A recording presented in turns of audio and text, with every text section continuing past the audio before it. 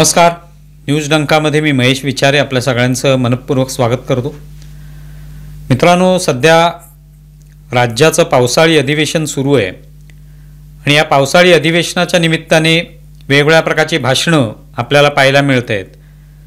त्याच्यात विधान परिषदेमधले विरोधी पक्षनेते अंबादास दानवे हे लवकरच निवृत्त होणार आहेत. त्यांचा कार्यकाळ संपुष्टात येणार आहे आणि त्यानिमित्ताने त्यांचा एक निरोप समारंभ आयोजित करण्यात आला होता आणि त्या निमित्ताने सगळेच वेगवेगळ्या पक्षातले नेते हे अंबादास दानवेंबद्दल चांगलं बोलत होते, त्यांचं कौतुक करत होते. त्यांचा इथपर्यंतचा प्रवास कसा झाला याविषयीची सगळी कहाणी प्रत्येकजण सांगत होते आणि एक प्रकारे त्यांना शाबासकीची थाप देत होते. देवेंद्र फडणवीस यांनी सुद्धा त्यांचं कौतुक केलं आणि ते कौतुक करताना कोपरखाळ्यासुद्धा मारलेले आहेत, चिमटे काढलेले आहेत. त्यावेळेला फडणवीस म्हणाले की अंबादास दानवे आता निवृत्त होत असले तरी त्यांनी पुन्हा त्याच मार्गाने जायला पाहिजे किंवा त्याच पुन्हा एकदा जबाबदारीमध्ये किंवा ती जबाबदारी स्वीकारली पाहिजे, तेच पद पुन्हा स्वीकारलं पाहिजे असं काही नाही. पण त्याच वेळेला फडणवीस असं सुद्धा म्हणाले की याचा अर्थ कदाचित उद्धव ठाकरे असा घेतील की मी पळवापळवी करतोय, मी कुठेतरी गळ टाकून बसलेलो आहे की अंबादास दानवे आमच्या गळाला लागतील. पण तसं काही नाहीये. आणि त्यानंतर कुठेतरी उद्धव ठाकरेंनी हातवारे केले. ते अर्थात टीव्हीवर दिसत नव्हतं, पण उद्धव ठाकरेंनी हातवारे करत हे सांगितलं की आम्ही तिकडे येतो, तुम्ही इकडे या, असं बहुतेक त्यांनी हातवाऱ्यांच्या माध्यमातून सांगितल्यावर फडणवीस लगेच म्हणाले की 2029 पर्यंत तरी आम्ही तिकडे येणार नाही, पण तुम्हाला मात्र इकडे येण्याचा स्कोप आहे. अर्थात त्यासाठी आपल्याला वेगळ्या पद्धतीने विचार करावा लागेल, पण तुम्हाला स्कोप आहे असं ते म्हणाले. अर्थात हे सगळं खेळीमेळीच्या वातावरणामध्ये होतं. उद्धव ठाकरेंना सुद्धा याबद्दल विचारल्यावर ते सुद्धा म्हणाले अशा पद्धतीने खेळीमेळीने सगळं बोललं जात असतं आणि ते तशाच पद्धतीने गमती जमतीत फडणवीस ते बोलले होते.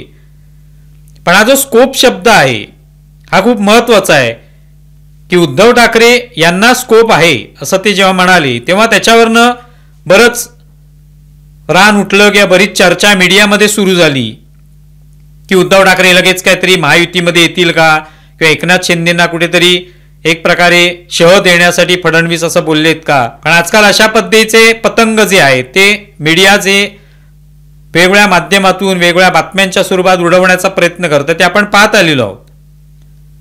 पण तसं काय असण्याची अजिबात शक्यता नाही.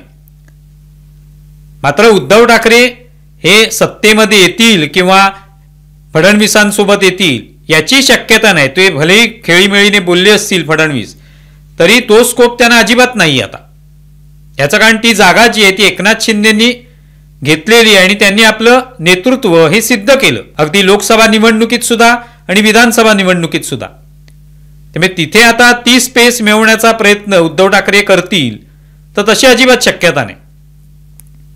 पण उद्धव ठाकरेंना असे अनेक स्कोप होते, हे केवळ आत्ताचाच नव्हे.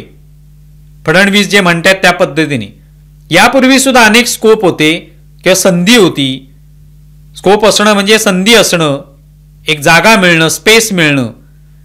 ही संधी त्यांना अनेक बाबतीमध्ये अनेक घटनांमध्ये ही मिळत होती, पण त्याचा त्यावेळेला त्यांनी विचार केला नाही. त्यामुळे आत्ता भले उद्धव ठाकरेंना फडणवीस म्हणत असले की तुम्हाला स्कोप आहे तरी ते खेळीमेळीनेच आहे. प्रत्यक्षामध्ये हे येईल अशा पद्धतीने याची शक्यता नाहीये. ज्या वेळेला 2019ला उद्धव ठाकरेंनी मुख्यमंत्री बनायचं ठरवलं तेव्हा त्यांना वाटलं आपल्याला मुख्यमंत्री पदाचा स्कोप आहे आणि त्यांनी मुख्यमंत्री बनायचं ठरवलं. मग फडणवीसांनाही त्यांनी एक प्रकारे खंजीर खुपसला असं जे म्हटलं जातं की त्यांनाही त्यांनी विचारलं नाही. एकनाथ शिंदे आणि त्यांच्यासोबतचे जे आमदार होते शिवसेनेमधले त्यांनाही विचारलं नाही आणि त्यांनी स्वतः तो निर्णय घेतलेला आहे. ते मुख्यमंत्री झाले.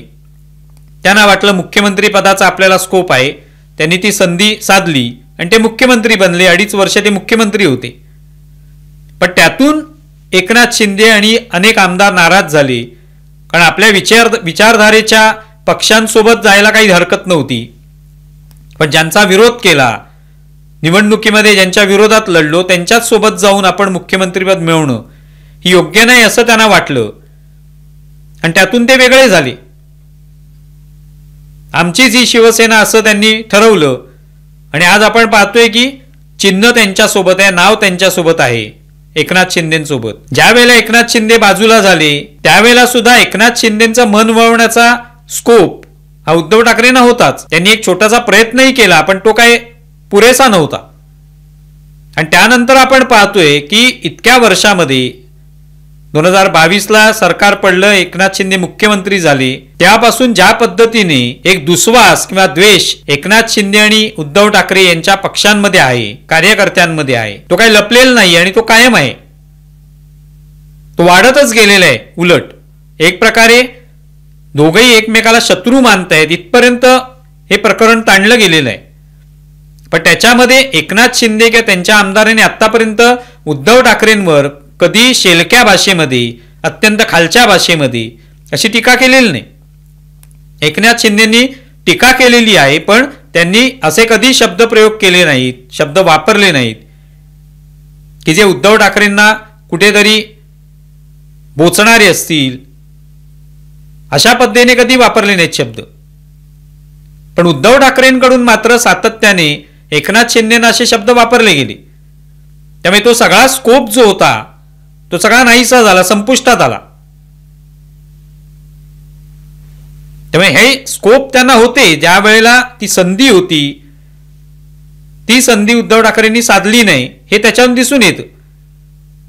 त्यामुळे तो दुरावा अजूनपर्यंत इतका दुरावा आहे की आपण आता याच सगळ्या अंबादास दानवेंच्या निरोप समारंभाच्या निमित्ताने पाहिलं स्टेजवर, जिकडे सगळं फोटो सेशन होत होतं, तिकडे हा सगळा पट जो आहे तो उलगडून आपल्याला दिसला पूर्णपणे. उद्धव ठाकरे तिथे आले, त्यांच्यासाठी खुर्ची होती कोपऱ्यामध्ये, तिथे त्यांना बसण्याची विनंती केली. ती अगदी एकनाथ शिंदेच्या बाजूला बसतायत की काय असं वाटत होतं, पण दोघांची तयारी नव्हती. एकमेकाच्या बाजूला आपण बसावं अशी दोघांची तयारी नव्हती. एकनाथ शिंदेची नव्हती, उद्धव ठाकरेंची नव्हती. पण चित्र असं उभं केलं की एकनाथ शिंदेनी कुठेतरी हात जोडायला पाहिजे होते, नमस्कार करायला पाहिजे होता उद्धव ठाकरेंना.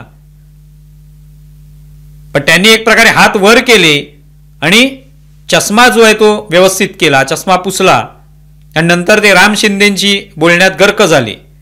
उद्धव ठाकरे मात्र येऊन मग तिथे बसले, त्यांच्यामध्ये नीलम गोरे होत्या. त्यातून हा दुरावा स्पष्ट झाला आणि तो दुरावा कमी होण्याचे अजिबात चिन्ह नाहीत.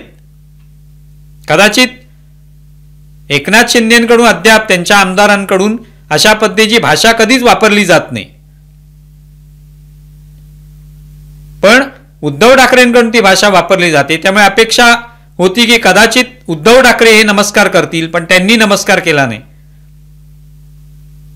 त्यामुळे स्कोप वेळोवेळी आहेच उद्धव ठाकरेंना. हा दुरावा मिटवायचा असेल, कारण राजकारणामध्ये अशा पद्धतीने अनेक लोक पक्ष सोडून जातात, अनेक लोक आपली आपली संधी साधतात, पदं मिळवतात, पण अगदी टोकाचा विरोध जो आहे तो त्याच्यात होता कामा नये. तो तसा झालेला दिसून येतोय.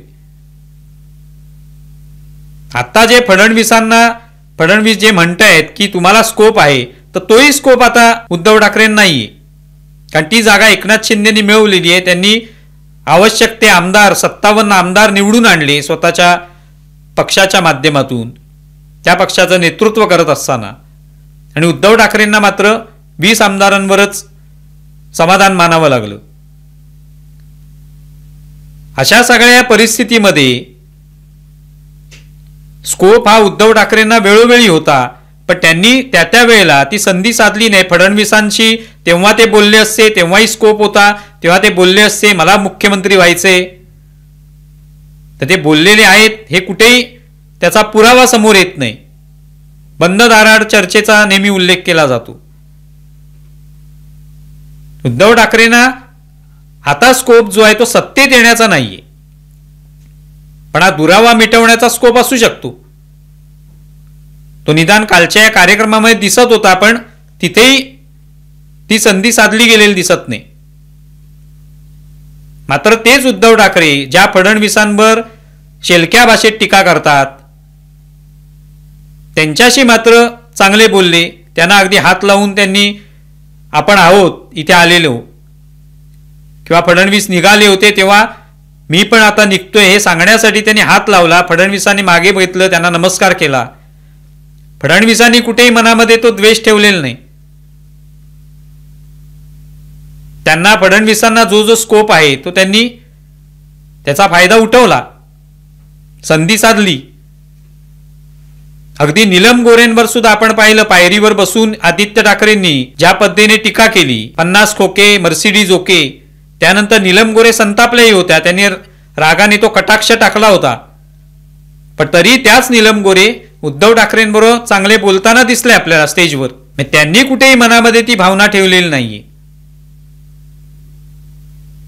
तेव्हा हा जो दुरावा आहे, हा जो अबोला आहे, दुस्वास आहे, द्वेष आहे, हा फार काळ राजकारणामध्ये टिकत नसतो. पण तो इथे या सगळ्या फ्रेम्स ज्या आपल्याला पाहायला मिळत आहेत वेगवेगळ्या सगळ्या वर्तमानपत्रांमध्ये, चॅनलवर त्याचीच चर्चा होती. ते कोणी कोणाला नमस्कार करायला पाहिजे होता, उद्धव ठाकरेंनी करायला पाहिजे होता, एकनाथ शिंदेनी करायला पाहिजे होता. अनेकांचं मत होतं एकनाथ शिंदेनी नमस्कार करायला पाहिजे होता. सुषमा अंधारे म्हणाले की त्यात ते तर नजरच भिडवू शकले नाहीत उद्धव ठाकरेंची. पण त्यांना कोणती आवश्यकता नाहीये. त्यांनी वेगळं होऊन आपलं स्वतःचं नेतृत्व सिद्ध केलं. विधानसभेच्या निवडणुकीमध्ये किंवा लोकसभेच्या निवडणुकीत सुद्धा. आणि आज त्यांच्या पक्षाकडेच उद्धव ठाकरेंच्या पक्षातले अनेक लोक येत आहेत. त्यांना काय मिळेल हे माहिती नाहीये, पण त्या पक्षात जाण्याची त्यांची इच्छा आहे. त्यामुळे एकनाथ शिंदेसोबत येत आहेत. एकनाथ शिंदेनी अगदी आनंदराज आंबेडकर यांच्यासोबत सुद्धा युती करून दाखवली. ते प्रकाश आंबेडकर आणि उद्धव ठाकरेंच्या पक्षाच्या युतीचं पुढे काय झालंय माहिती नाहीये. त्यामुळे हा जो स्कोप आहे तो उद्धव ठाकरेंना कायम आहे. सत्तेत जाण्याचाही असू शकतो, एकनाथ शिंदेची दुरावा संपवण्याचाही स्कोप असू शकतो, फडणवीसांची चांगले संबंध निर्माण करण्याचा स्कोप असू शकतो. राज ठाकरेंची तर ते प्रयत्न चाललेच आहेत. ज्या राज ठाकरेंनी उद्धव ठाकरेंना कशा पद्धतीने त्यांच्यावर टीका केली आणि पक्ष सोडला आणि स्वतःचा पक्ष स्थापन केला हे आपण पाहिलेलं आहे.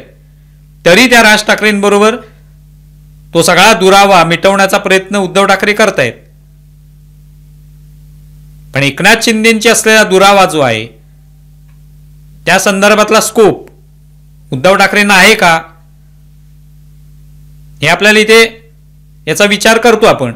अर्थात सर्वसामान्य माणसं जी आहेत त्यांना हे सगळं दिसून आलं.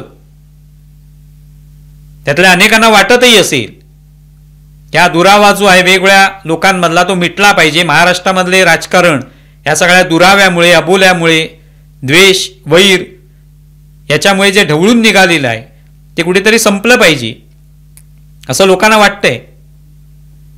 त्या स्कोप अनेक आहेत.